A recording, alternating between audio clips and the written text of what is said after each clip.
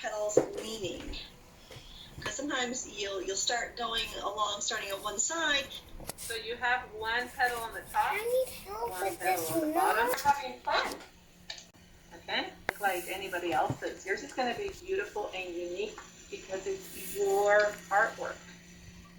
That's why, because it's your artwork. Kind of different shapes. I like to put a couple layers here just to This one's a make it heart nice and leaf. full. Now we need to have a stalk and some leaves, so I'm just going to start. They usually have a fairly big stalk. I'm not going to go all the way off the paper. I'm just going to kind of bring it down a little bit. And I think I'll put maybe... I'm going to stop there so you can get the stalk going down. And the stalk is basically the stem, the one that's holding up the flower.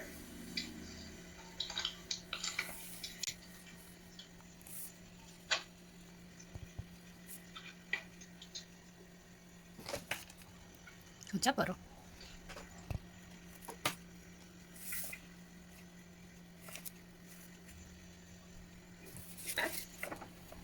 Here. I just have to refill my palette. This is my travel palette.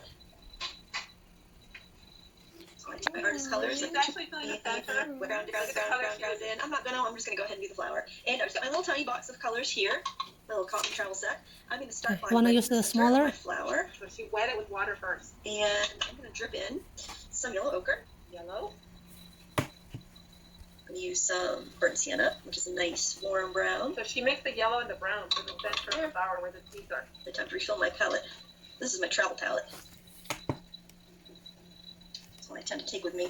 I don't always refill it with a cotton color. Sometimes I use So I'm gonna stop so you can just go. And see the way she didn't fill it in exactly all one shade? jagged It's edges in in. those jagged edges.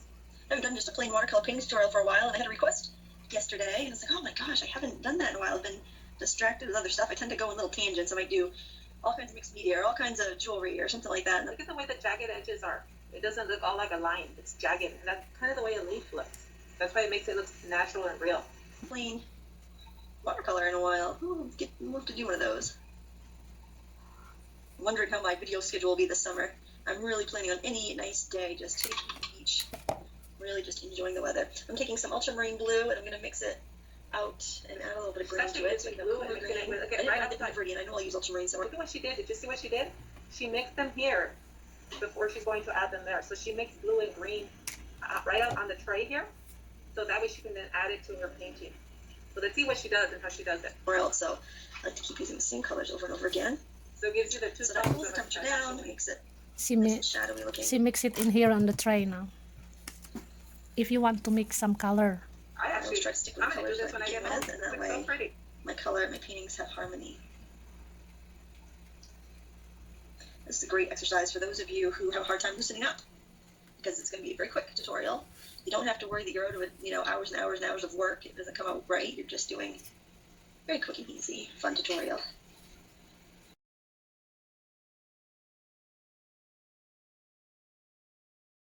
She makes the yellow. I don't know if you have two tones of yellow, like a darker yellow with a lighter yellow, and she's adding it now. So I want you to be happy, and you know what? You should be happy because It's okay.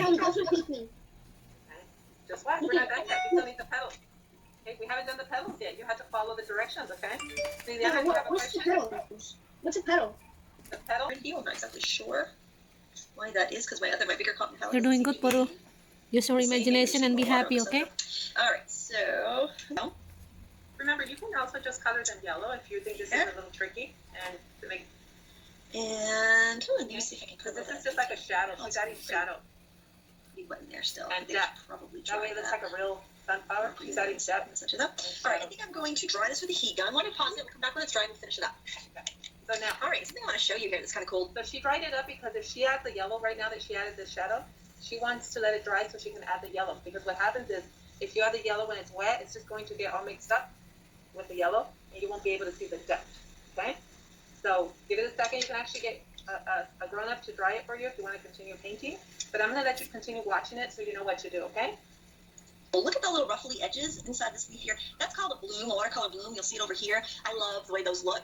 And the reason that they dry that way is if you have like a big puddle of color and like the edge here, one edge dries quicker than the center, and that's how you get that ruffle. And it's kind of a cool way. You can control it sometimes. Sometimes it happens unexpectedly. That's just one of those little happy watercolor accents I love. I'm going to grab a little lemon. And I'm gonna go in and paint some of these areas with just a lemon yellow. So I'm actually going to be using 3 shades of yellow. I've used yellow ochre, I've used lemon yellow. And so I know that you probably only got one color yellow, so you just use the one yellow that you have, okay? Because she's an artist, so she has all of the colors. So right now you just need to use the yellow that you have, okay? And I'm also going to use a little cadmium yellow. But there's the sunflowers. I really want that punch of vivid yellows rather than any muddy mixes. So they'll blend in with the browns I have underneath. That's fine on the far back petals. And I want to make a more richer orange yellow, so I'm going to take some gamboge and some burnt sienna. Rather than bringing in a new red, I'm going to use burnt It's sienna. okay here. Use the new paintbrush. I don't want to bring orange here anyway. I just kind of want something to kind of bridge those petals down to the center of the flower, especially those ones in the back. I color the yellow with lively. another color to make it a little bit darker. Watercolor like this. She does. Look, this is where she makes her colors Lemon. inside the tray. So that's something you can do to add a little Just bit of fill in any of the spots you've missed. color to the You can yellow also to add make more it shadows later. Just show a little bit of depth.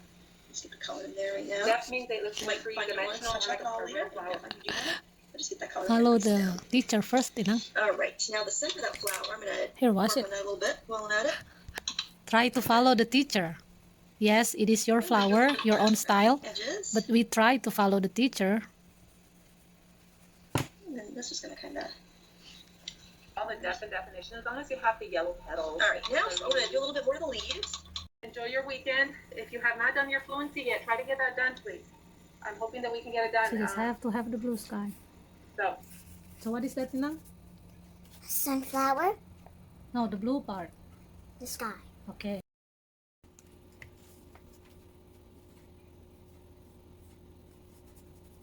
We are painting the sunflower. Hey, you finished, Miana? Not yet, almost. What a blue sky, huh? And I made a pot. Good job. By myself.